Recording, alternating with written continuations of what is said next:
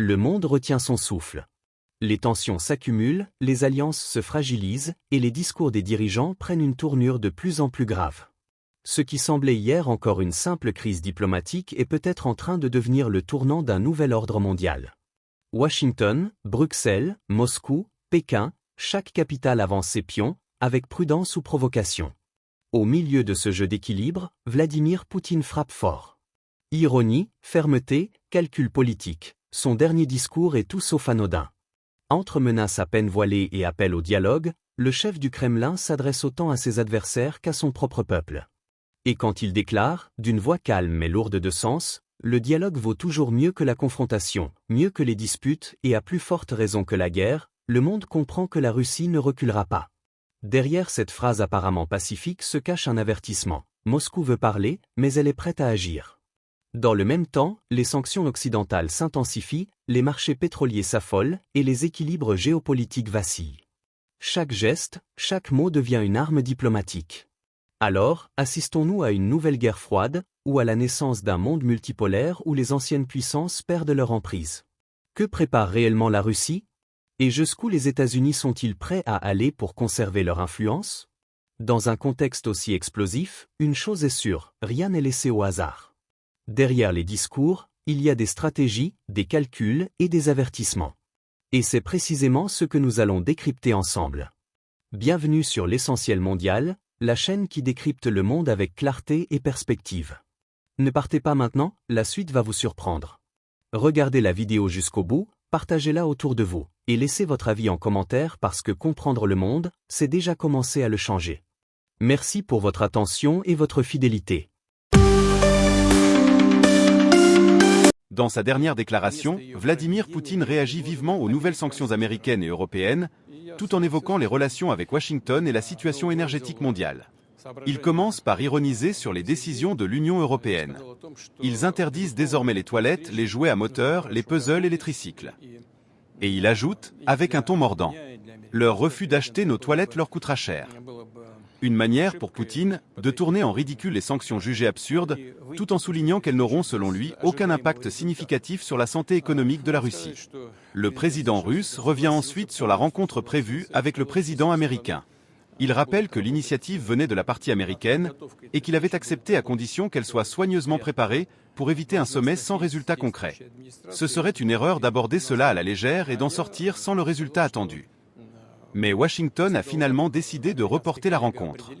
Poutine reste mesuré, déclarant simplement « Le dialogue vaut toujours mieux que la confrontation, mieux que les disputes, et à plus forte raison que la guerre ». Il enchaîne ensuite sur la question des sanctions et de l'énergie. Pour Vladimir Poutine, ces sanctions sont un acte hostile, mais elles ne fragiliseront pas la Russie. Il met surtout en avant la place stratégique de la Russie dans l'équilibre énergétique mondial. Notre contribution à l'équilibre énergétique mondial est très importante, et rompre cet équilibre est une entreprise ingrate, y compris pour ceux qui essaient de le faire. Poutine rappelle que les États-Unis produisent environ 13,5 millions de barils de pétrole par jour, l'Arabie Saoudite 10 millions, et la Russie près de 9,5 millions. Mais alors que les États-Unis consomment 20 millions de barils par jour, la Russie et l'Arabie Saoudite en exportent davantage. Selon lui, réduire brutalement les exportations russes ferait exploser les prix mondiaux. Si notre pétrole se raréfie sur le marché, les prix grimperont. Le chef du Kremlin met en garde Washington. Une telle politique se retournerait contre eux, notamment en raison de leur propre contexte politique intérieur. Vladimir Poutine souligne également que la Russie se sent confiante et stable, malgré certaines pertes économiques. Nous nous sentons sûrs de nous, solides, et notre secteur énergétique reste stable. Il appelle à investir dans l'énergie traditionnelle, affirmant que les hydrocarbures resteront essentiels pendant encore plusieurs décennies. Enfin, interrogé sur les livraisons d'armes à longue portée promises à l'Ukraine, Poutine prévient d'un ton grave. Si de telles armes sont utilisées pour frapper le territoire russe, la riposte sera très sérieuse, pour ne pas dire foudroyante. Qu'ils y réfléchissent. En résumé, Vladimir Poutine dénonce des sanctions absurdes, accuse l'Occident de déséquilibrer le marché énergétique mondial, affirme la résilience économique de la Russie et met en garde contre toute escalade militaire. Il tend la main au dialogue, tout en avertissant que la Russie ne cédera jamais sous la pression. Ce qui s'est passé ces derniers jours, c'est une nouvelle escalade politique et économique entre la Russie et l'Occident. D'un côté, Washington et Bruxelles ont annoncé une nouvelle vague de sanctions visant les entreprises énergétiques russes, mais aussi, plus symboliquement, une série d'interdictions absurdes touchant des produits de consommation courante.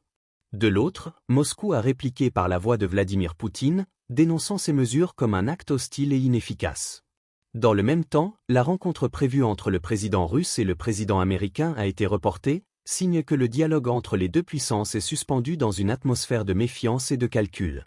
Ce moment est important parce qu'il ne s'agit pas simplement d'un épisode de plus dans la crise ukrainienne. Ce qui se joue ici, c'est la redéfinition du rapport de force mondial. D'un point de vue géopolitique, les États-Unis cherchent à maintenir leur leadership et à contenir la Russie, tandis que Moscou affirme sa souveraineté et son droit à peser sur l'échiquier international.